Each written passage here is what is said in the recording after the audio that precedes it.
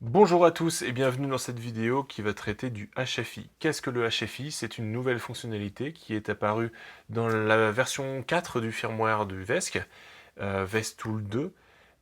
Et cette nouvelle fonctionnalité est plutôt intéressante puisqu'elle permet à un moteur qui n'a pas de sensor d'agir comme un moteur qui a des sensors. C'est assez intéressant quand on a un mountain board par exemple, les pieds attachés, quand on est en montée et qu'on veut partir de zéro, on a toujours cette espèce de cogging, ce tremblement. Et bien avec des sensors on n'a pas, et bien grâce au HFI, et bien on n'en a plus non plus. C'est assez magique, c'est assez incroyable à tester. Et je vous propose dans cette vidéo de régler les paramètres du HFI puisqu'il n'y a pas de wizard, il n'y a pas d'assistant qui permet de régler les paramètres de ce HFI. Bien, on va partir du principe que vous avez un VESC qui est déjà programmé avec une détection moteur en FOC puisque le HFI ne fonctionne qu'en FOC, il ne fonctionne pas en BLDC. Vous avez donc paramétré votre VESC, détection moteur, courant, cutoff, voltage, etc. Vous avez déjà tout fait, il ne reste plus que le HFI à programmer. Moi, dans cet exemple-là, je prends un VESC qui est considéré comme master. Et je vais vous expliquer tout de suite pourquoi je prends cet exemple-là. On va commencer par se connecter au VESC, puis on va aller dans App Settings Général, et là on aperçoit App to Use ppm and UART, c'est-à-dire que mon VESC est programmé pour fonctionner avec une remote ppm, comme une GT2B. Bien, on va aller dans l'onglet ppm, et ici dans contrôle type, on va passer sur off. On va écrire bien sûr le paramètre, avec le A qui descend pour les app settings. Pourquoi on met ça sur off? Tout simplement parce qu'on ne veut pas que le VESC interfère avec le moteur qu'on va piloter pour faire nos réglages. Donc en le mettant sur off ici, on lui dit de ne surtout pas toucher le moteur. Voilà, une fois que ça c'est fait, on va aller dans l'onglet Motor Settings FOC. Le sensor mode ici, on est bien sûr sur sensorless, et bien on va passer sur HFI. On va écrire le paramètre toujours. Dès que vous changez un paramètre, vous cliquez bien sur le M qui descend ou le A qui descend selon quelle rubrique vous avez, dans quelle rubrique vous avez changé votre paramètre. Ça, c'est très important. Une fois qu'on a fait ça, on va aller dans l'onglet HFI. Et puis ici, vous avez donc tous les paramètres du HFI. Le premier HFI Samples, il ne faut pas le toucher, vous le laissez sur la valeur par défaut. Ici 16.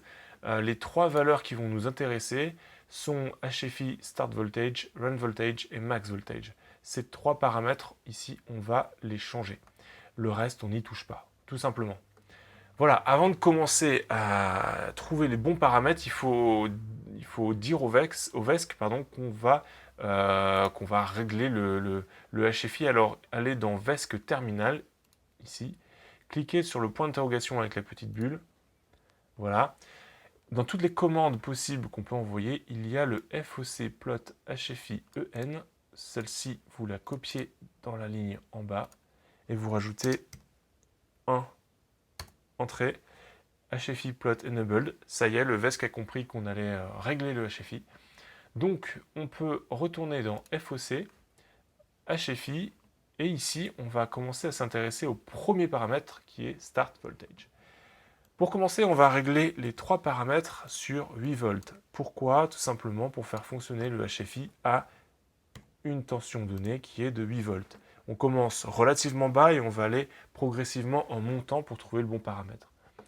On écrit, toujours encore une fois, à chaque fois qu'on change un paramètre, on l'écrit.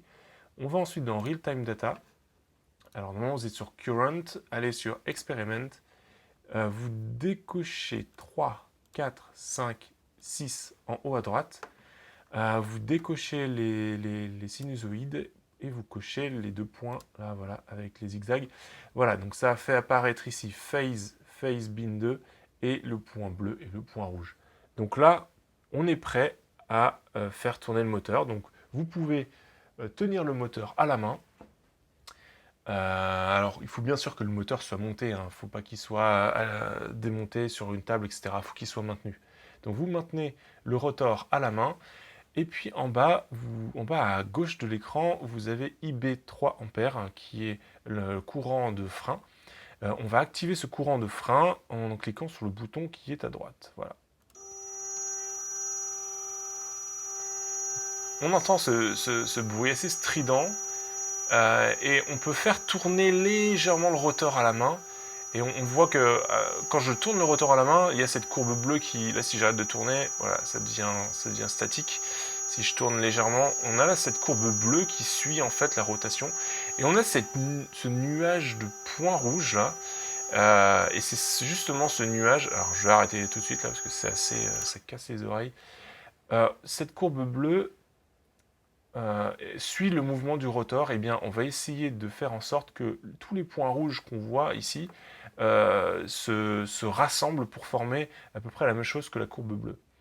Pour ça, eh bien on va retourner dans FOC HFI et puis on va mettre un incrément de 4 volts, donc on va passer à 12 volts sur chaque paramètre, les 3. J'écris bien sûr, et je recommence l'expérience, donc je rebloque le rotor, je rebalance le courant de frein, et je fais tourner, pareil, le rotor légèrement. Alors on entend que c'est plus fort hein, le son, c'est normal, on a augmenté la tension de HFI, et on voit que les points rouges là, j'arrête. On voit que les points rouges se sont rassemblés autour de la courbe bleue. C'est mieux, mais c'est pas encore ça. Donc on va augmenter encore le paramètre. On va passer donc par incrément de 4, on va passer à 16. Ici 16 aussi. Et là aussi 16. Je réécris les paramètres et je retente. C'est encore plus fort, hein, c'est vraiment désagréable. Ok, c'est beaucoup mieux. C'est beaucoup mieux si je stabilise. Ok. Il y a du mieux, c'est pas encore ça. Alors, ce qu'on va faire, c'est qu'on va augmenter encore de 4 volts. Et on arrive à 20 volts, qui est donc le paramètre par défaut hein, de start voltage. C'est pas pour rien. On va essayer 20 volts.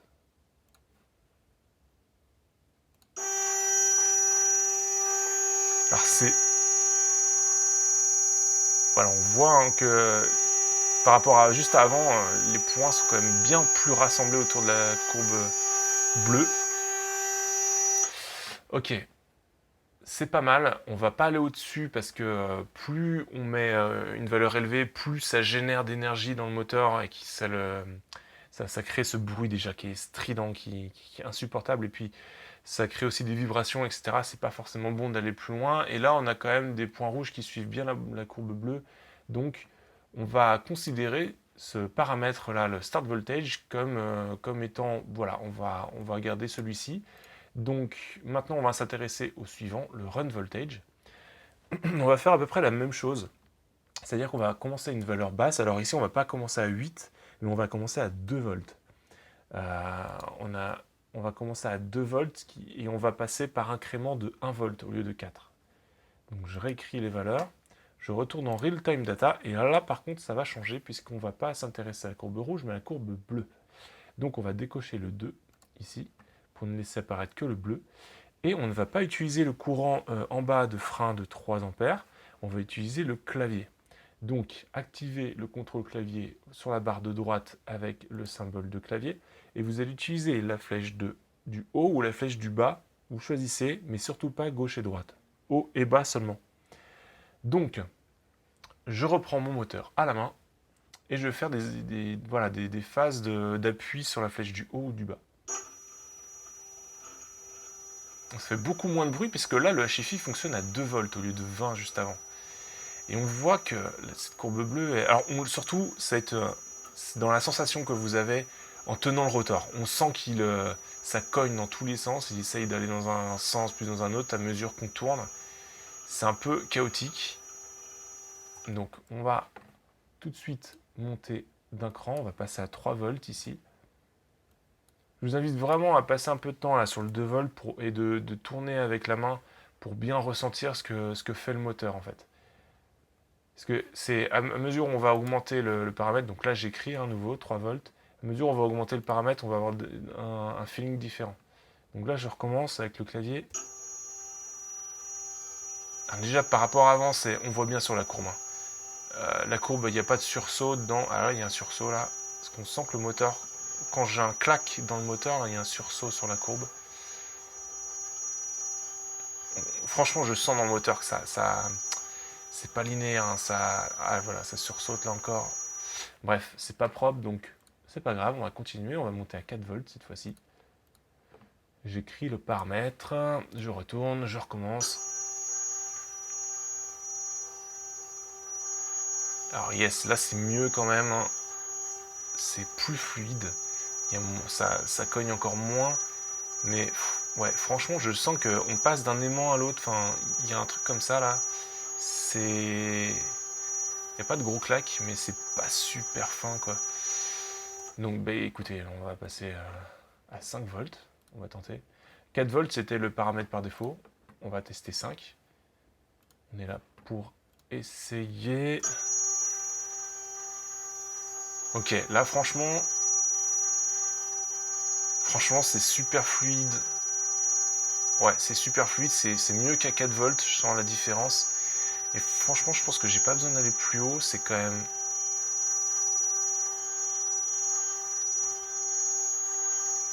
Ouais, ok, ça me paraît bien, 5 volts. On va pas le faire trop longtemps parce que là, je commence à sentir, il commence à tiédir un peu le moteur là. Toute l'énergie en fait se dissipe en chaleur vu qu'on le fait pas tourner, donc il faut pas le faire trop tarder le test. Voilà, donc on a réglé start voltage à 20 volts, run voltage à 5 volts. Pour le dernier, c'est très simple, on va le mettre à 10 volts en fait. Pourquoi on le met à 10 volts? Tout simplement pour donner de la marge au VESC. En fait, ce qu'il va faire, c'est qu'il va commencer à 20 volts, il va envoyer une impulsion à 20 volts pour commencer, puis il va passer sur run voltage, donc il va se mettre à 5 volts. Et puis si 5 volts, ça ne suffit pas, puisqu'en fait, il faut se dire que là, je le fais tourner avec un courant assez faible, hein, 3 ampères.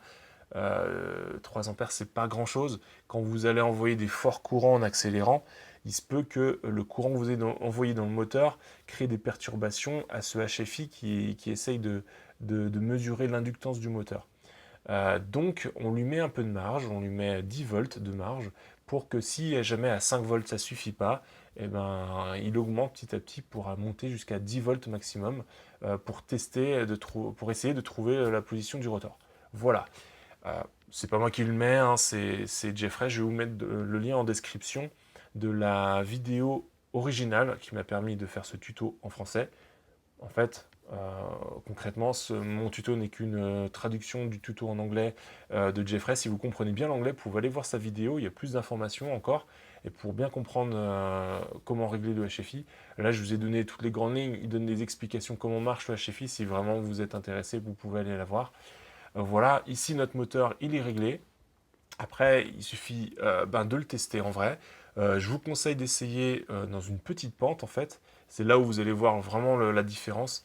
Je vais faire une petite vidéo là pour vous montrer comment ça marche à plat, mais le mieux c'est d'essayer dans une pente. C'est vraiment là qu'on se rend compte si la différence entre sensorless et sensored.